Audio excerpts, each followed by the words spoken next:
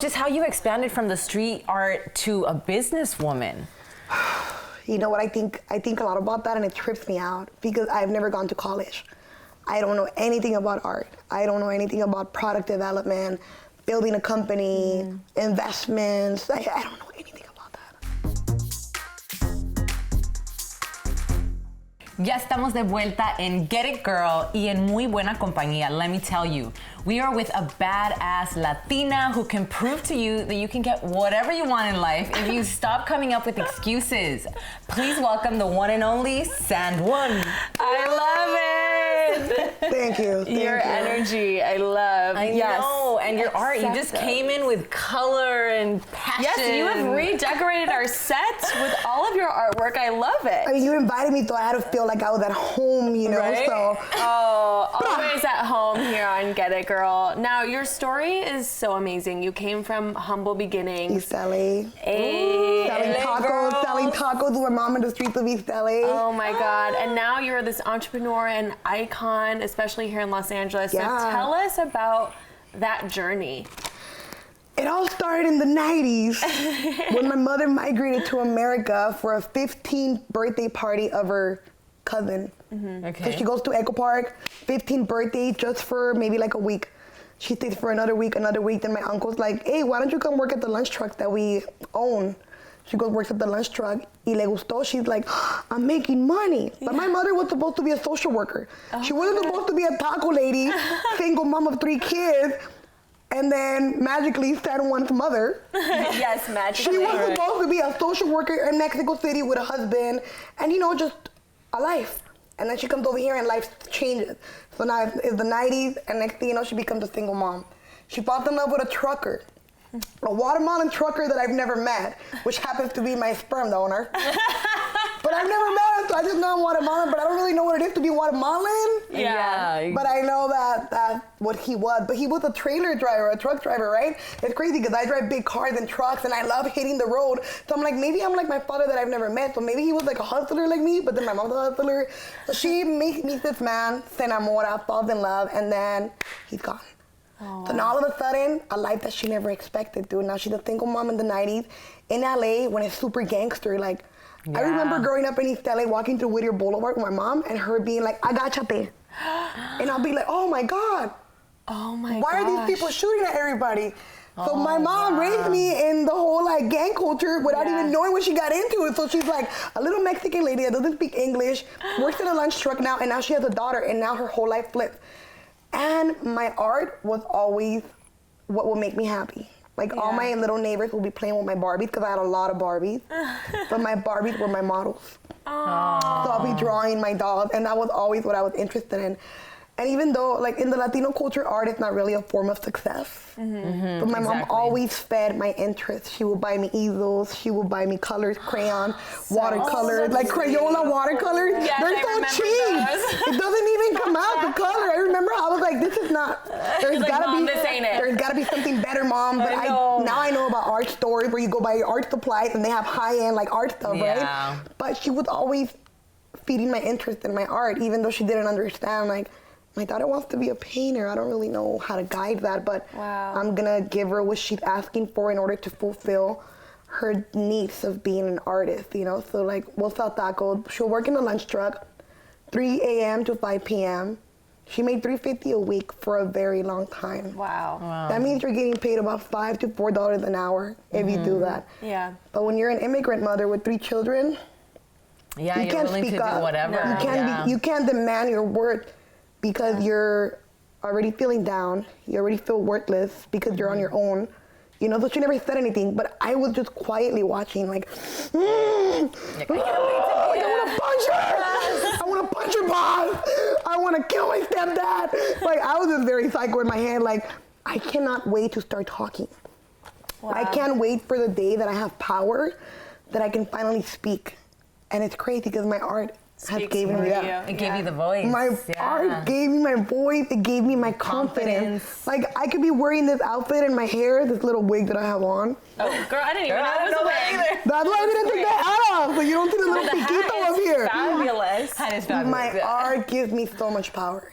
Like me coming here to this show with my dolls, I feel powerful. I feel like Comfortable. this is me. I love it. Now, okay, obviously we see all of your models, your dolls, these iconic figures with the long lashes and everything. What do they represent to you as an artist? Like, you always had this connection as a child with your dolls, my but dolls, what do these women represent to you that you paint? Okay, so every single doll represents a moment in my life and a feeling. Oh. So, okay. Little Strangers, she's the only doll with her eyes closed. All my dolls are very well known for their big eyes and their long, crazy eyelashes throughout LA, throughout the city, and through the things that I create with my art. This doll doesn't have her eyes open. If you look at her nails, they're sharp. And if you were to see the whole body, she's walking. So she's walking with her eyes closed, which means even though she's going through something really heavy and strong, maybe she's sad, she's depressed, she's heartbroken, she's lonely. I don't know what she's going through, but she's the sad chola of my dolls.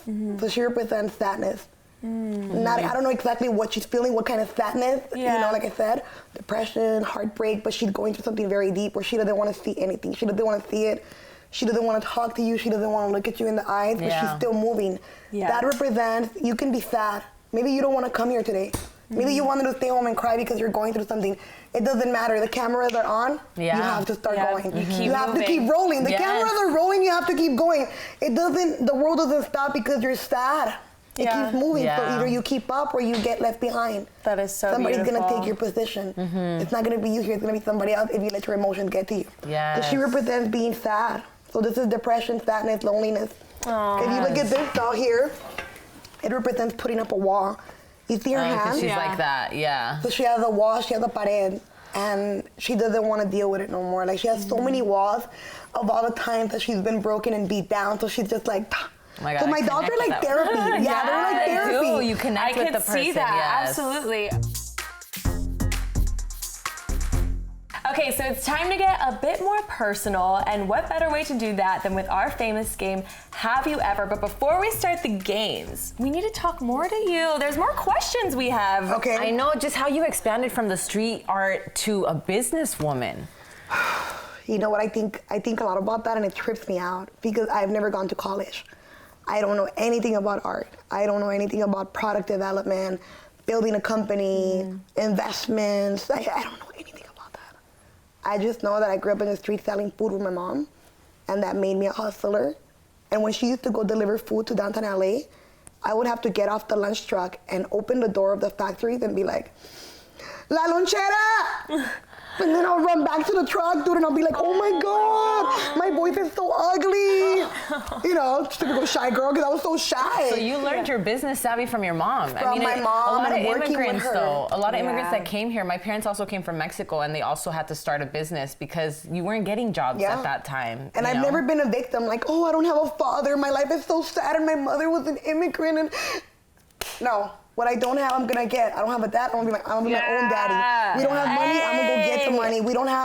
I sleep in a twin bed with my brother and sister. I'm gonna go get a queen bed, and I'm gonna get a house with 4 rooms for each one of us for us to have privacy.